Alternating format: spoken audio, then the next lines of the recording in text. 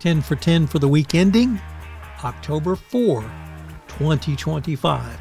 Yes, we're into Q4. Want a quick 10-minute wrap-up of the week's compliance news? Well, this is the podcast for you, 10 for 10, where Tom Fox, the voice of compliance, wraps up 10 top compliance stories which occurred over the past week. If you don't know, Tom has a daily news podcast, appropriately called the Daily Compliance News, and 10 for 10 wraps up the week. So get up on a Saturday morning, have a great cup of coffee, and check out 10 for 10, the podcast which gives you the week's top compliance news. Are you interested in upping your game in compliance through the use of AI and machine learning technology? Well, check out my latest book, Upping Your Game, How Compliance and Risk Management Move to 2030 and Beyond. You can check it out in the show notes. I've got a link to the purchase at Amazon.com. Upping Your Game. Our first story comes to us from Yahoo Finance, which reports that LRN has been named the best ethics and compliance training provider in Corporate Vision Magazine's 2025 Education and Training Awards. Well, that's a mouthful. So, first of all, congratulations to LRN. And the Education and Training Awards celebrate organizations and individuals shaping the future of corporate, vocational, and professional education, from cutting-edge e-learning platforms to world-class training providers. The award recognizes companies driving excellence in continuing education, workforce development, and professional upscaling. Next up from Reuters, the great state of Texas takes a major step backwards, saying that it will end its reliance on ABA accreditation for law school oversight and instead let the highest court determine which school's graduates can be admitted as lawyers. The Texas Supreme Court said that they do not believe that ABA accreditation is needed in the great state of Texas, and it plans to end that. Although this is federally recognized as a accreditor of law schools, and the great state of Texas says we're going to take non-accredited schools with substandard students because that's what we want to do. Next up from the Wall Street Journal, National Security section reports that President Trump has targeted China's tech sector by expanding the trade blacklist. The Trump administration says it's clamping down on companies that pose to national security risks by adding them to a trade blacklist, a move that could threaten hundreds of Chinese companies and marks the latest salvo in U.S.-China tech race. Under the new rules, subsidiaries of a company that are on a Commerce Department blacklist known as the Entity List would be subject to trade restrictions. The goal is to close what the administration sees as a loophole. Yes, you heard that right, a loophole. So, more sanctions. Next up from the New York Times. Have you ever heard of 996? Well, if you haven't, you're going to, because that's what's happening in Silicon Valley as the work schedule there has gotten even more insane. Yes, getting up at 4. No, we're talking about working from 9 to 9, 6 days a week, but you get Sunday off. So the work schedule comes from hard-charging China tech scene, and in Silicon Valley at least, they've imported that over to the United States. What does that mean for compliance? Well, first of all, are you going to be stuck with this in your corporation? If you're at AT&T or one of those other top-down organizations that only measures time in the office, well, you might well be. What's it going to do to productivity? Who knows?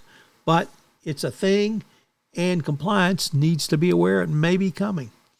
And next up, what happens when the government is the bribe extorter? Well, in India today, it reports that a Tamil Nadu-based logistics firm said it will cease operations in India from October 1 because of alleged bribery demands by Chennai customs officials.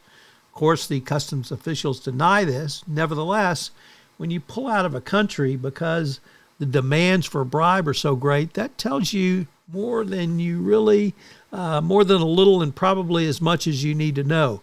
Corruption is reportedly endemic in India, and it's so bad that logistics firms are now pulling out. So maybe India needs a little anti-corruption action. Next up, a story coming to us from the Wall Street Journal Market and Finance section that remember startup entrepreneur Charlie Javice, who sold her company to J.P. Morgan, and it turned out it was for $175 million. It turned out she provided bogus evidence that her company had millions of customers that didn't actually exist. The lie was embellished through very clever means, according to the judge who sentenced her to 7 years in prison or 85 months in custody, and that then she be placed under 3 years supervised release once she leaves prison. He found it to be an audacious claim.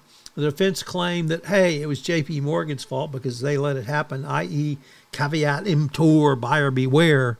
But, it really doesn't matter who you defraud. The crime is not whether they could or should have figured it out. It's that you did it. Next is our second story from Reuters, and also the second story about the great state of Texas, which says that the SEC has approved the application for the new Dallas-based stock exchange. Yes, the Texas Stock Exchange is set to begin trading stocks and energy-traded products by early 2026. The venture is backed by heavyweights such as BlackRock, Citadel, and Charles Schwab, and it aims to chip away at the dominance of the two existing national stock exchanges, which, in addition to trading, offer listing services to companies seeking to tap into U.S. public markets. Will it be a success? It's the great state of Texas, so I wouldn't bet against it. Next up, a dispiriting story from the Financial Times, which reports that Exxon, in the form of their CEO, has sought security assurances from Mozambique about a $30 billion LNG export terminal in the light of a jihadist insurgency.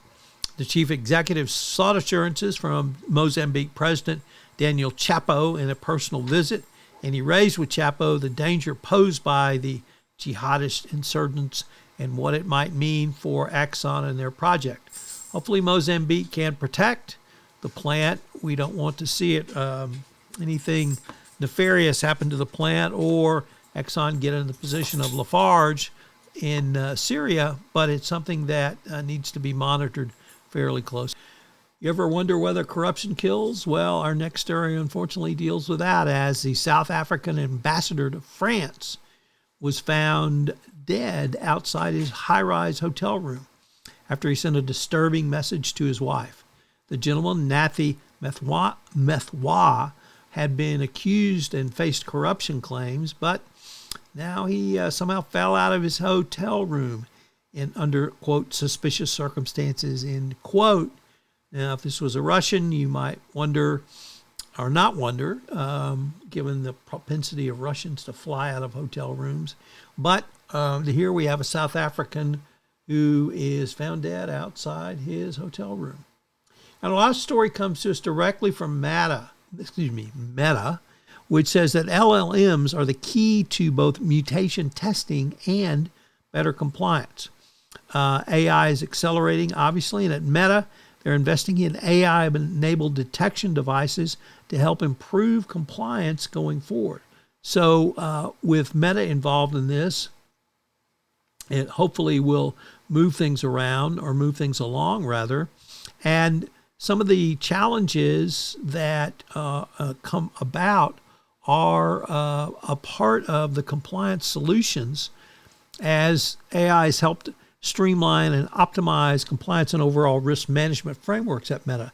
Processes that have historically been time-consuming or error-prone are being transformed into systems that save both engineering and developers time, but also the compliance folks around this.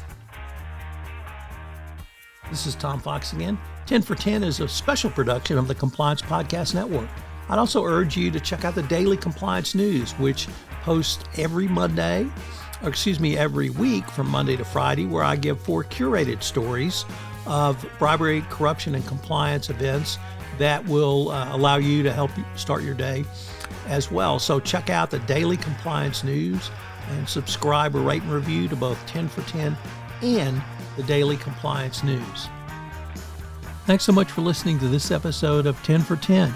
I hope you'll check out the newest podcast in the Compliance Podcast Network, the Compliance Tip of the Day. In Compliance Tip of the Day, I give a 5 to 8 minute summary of one tip that you can integrate into your compliance program or put together for greater compliance program efficiency. Finally, if you're a Sherlock Holmes fan, I am preparing a new season of Adventures in Compliance where I go through the 4 novels of Sherlock Holmes. Hear it on the Compliance Podcast Network.